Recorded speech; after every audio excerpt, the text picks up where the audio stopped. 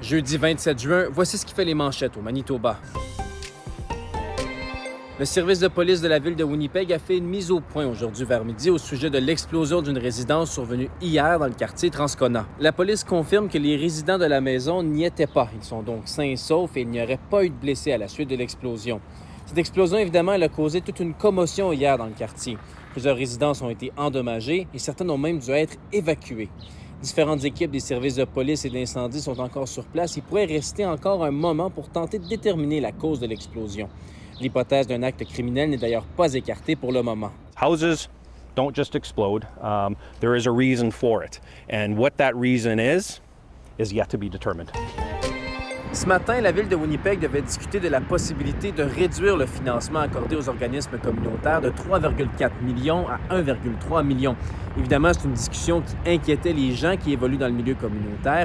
Ils avaient donc décidé de se rassembler devant l'hôtel de ville pour se faire entendre et ma collègue Nathalie Weichsel était sur place. On vient d'apprendre que la ville de Winnipeg repousse à plus tard la décision de réduire les fonds alloués aux organismes communautaires.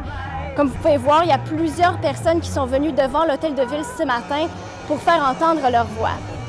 Durant le conseil municipal, le maire Scott Gillingham explique qu'il souhaite que cette proposition soit discutée à nouveau avant qu'une décision ne soit prise. When we do get to the item, I will be referring it back to Executive Policy Committee for more discussion, including looking at ways to maintain the overall funding levels for community grants. Et en marge de la Fête nationale du Canada, la gouverneure générale du pays a fait connaître l'identité des 83 personnes qui recevront l'Ordre du Canada cette année.